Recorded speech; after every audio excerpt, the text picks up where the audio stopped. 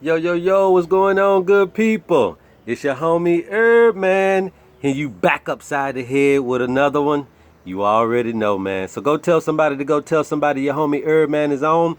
And if this is your first time tuning in to the Herbman Show, welcome. Go ahead and hit that logo right at the bottom of your screen, and go ahead and hit that notification bell so that you never miss what we bring to the table. All right. So now, what we want to talk about, man, is I just kind of want to just chop it up with you guys today, man. Kind of get you guys to understand a little bit of who Herbman is. I'm from Atlanta, Georgia. I didn't grow up trying to be a doctor or herbalist or anything like that. Just like many of us, man, I had my ups and my downs and my ins and my outs with life. And just the pursuit of happiness and freedom and, all of the things that people tell us that we could have in life, and with that comes bad decisions and bad situations as well as good things, man. So my life is, just like any other life, has been sprinkled with some good times and some bad times in finances and as well as in health, okay? With family as well as with friends. I've been able to see, the world when I was in the Navy coming up. So I have my experiences with different cultures and things of that nature. But what really brought me to where I am today was just looking at things from, my own perspective. And I've always been a great learner. I've always been a great researcher. I've always been one of those types of kids and people that when I was younger, I loved to try to help people, no matter what their situation was. Or anytime anybody came to me with a situation of whether it was they dream to do something, a challenge that they were faced with, a stumbling block in their life, for some reason I always felt to go into my own time and energy and just try to figure out something for that person. And I would always come back to that person with, hey, a solution to their issue. Like, okay, maybe you can get in this school right here. I just found this for you. Check this out right here. And over time, people got used to knowing that, okay, if you tell him something, if you give him a problem, he'll try to figure out a solution for it. And so that's no different than what got me here today. I looked at what the issues are in our families, in our friendships, in our communities, and in our world. And when I first initially wanted to give back anything of my own energy, of my own gifting and talents, it was just about, the black race, so to speak, and everything was just engineered to the black race. And then I met a few people along the way that allowed me to understand that I needed to open my mind up and be, and that God's people is all people, and if you're going to be a representative of of what we so called, to be God, then you got to know that God encompasses everyone and everything. All right. And so that allowed me to open up a little bit and understand that, I needed to open up my mind and open up my energy. And I also needed to continue to find the biggest issue that we can have a solution to. And I realized that, over the course that,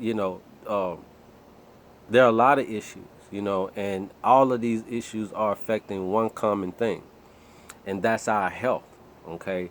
And all of these factors that humans go through, it really all just comes down to either deteriorating your health, and basically we're dying young. I know they say that we're living longer now than what we used to, but we're dying more now of issues that can very much be avoided, and I think it's all because of engineering, social engineering. We only think that this works and this works and that works, and if that don't work, then you have no hope. When there's so many other things out here, there's so many other things that can help us, and this is just not only in health, but this is in your financial strategies. There's just so much more information out here that could help you guys. All right. When you're talking about your mental health, there's just so many more things you could do than to help yourself in that area. When we're talking about job creations and financial issues with careers and all, it's just so much more. opportunities out here if you just research, all right, and stop looking at one thing to give you all your information. You know, you have to get it and pull it from every which way in order for it to make sense to you, okay? So that's a little bit about how I got to where I am, and so I said all that to say that, you know, I'm not here for your money. You know, I have a great career outside of being a herbalist and outside of doing what I do for people. I make a good living for myself and for my family. So I don't have to do this for the money. You know what I mean? I don't. It's not my primary finances, and that's a great thing because even when I was in the ministry, I wanted that same understanding to where I didn't have to mix in money with the faith, and so here I don't have to mix in money with telling you guys about your health, and the underlying reasoning why I'm doing stuff is solely because I love you, and there's absolutely nothing you can do about it, and that is so true. And when I say it, it's so true when I mean it, because the people that know me know that you know, I came up as the only child with my mom. All right, I don't, you know, and I came up.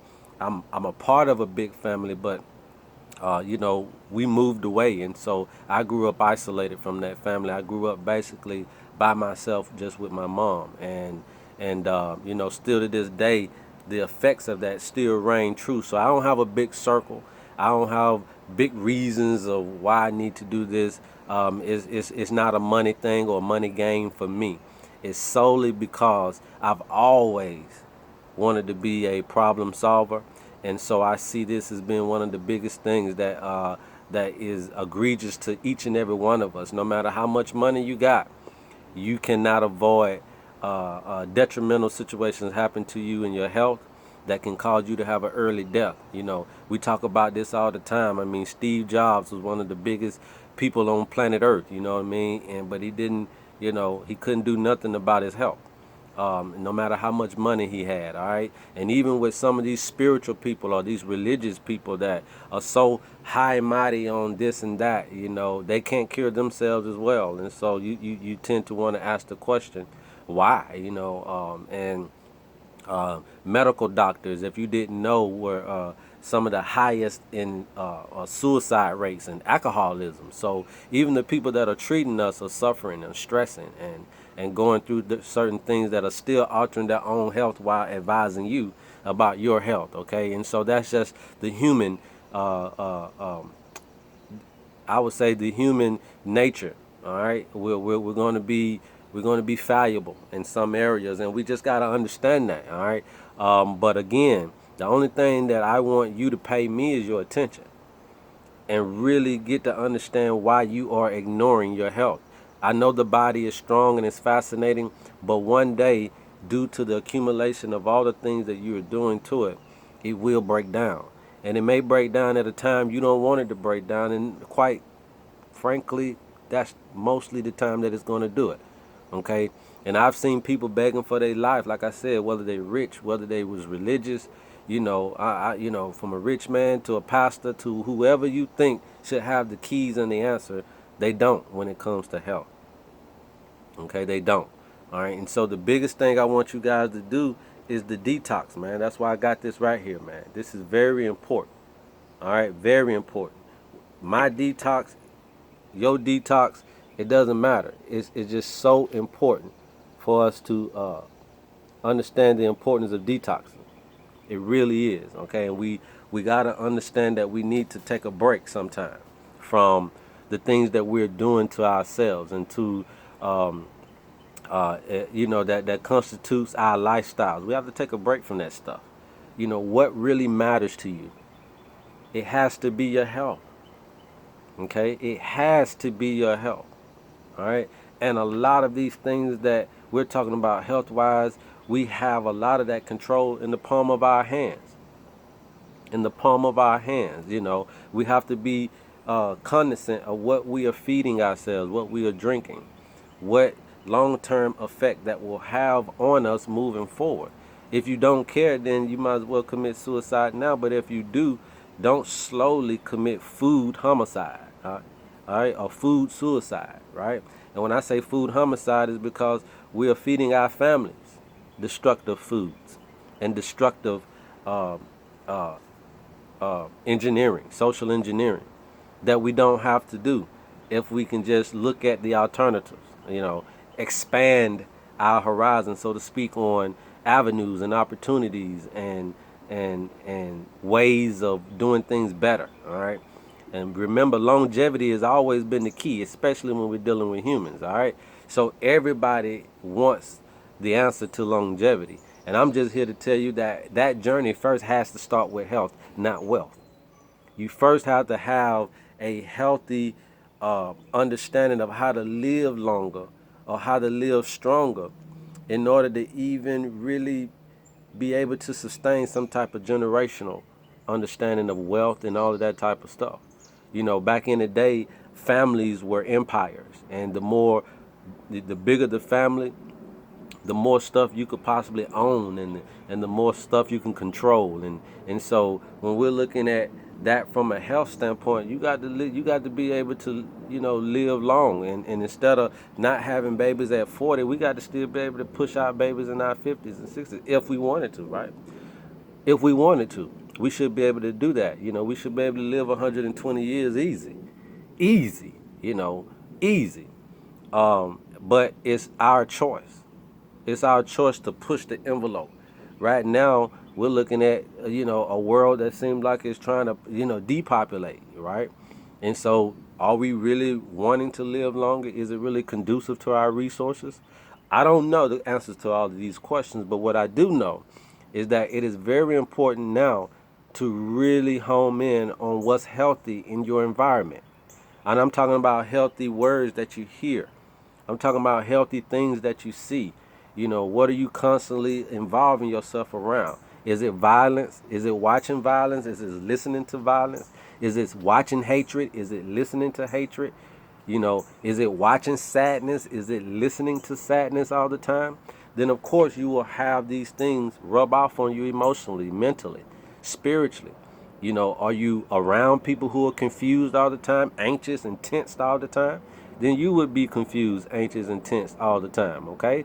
It's the product of your environment, And so we got to understand how to control all of the aspects of what goes in us and what comes out of us, all right, in order for us to really obtain optimal health.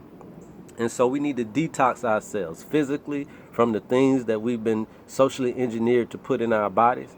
We need to detox ourselves mentally with the things that we've been socially engineered to think about ourselves and about our environments and about our opportunities in every aspect of life. We need to detox ourselves from what we've consciously done as far as our emotions, or been engineered as far as our emotions, as far as our spirituality is concerned. All the things that are trying to control our every being, our every movement, our every belief system. Because in controlling those things, that means it controls you. And so we need to detox ourselves from all of that, okay? And so I'm able to help with all of that. But there are others like me.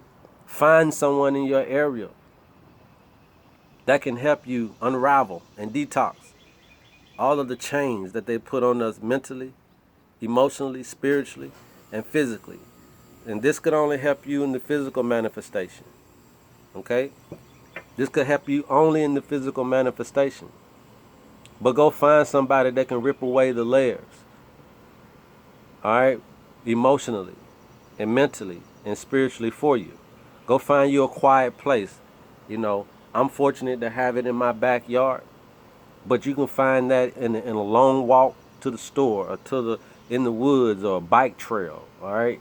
You can find that, but I want you to be in nature and supplant it with nature. You don't need to be in the car. When you get to where you're going, get out of there and walk around that park or walk around that lake and allow nature and yourself to speak to one another, okay, and unravel all of the engineering that has happened, because those things are causing us much stress, and how to navigate in this life and this plan is going to be stressful, okay?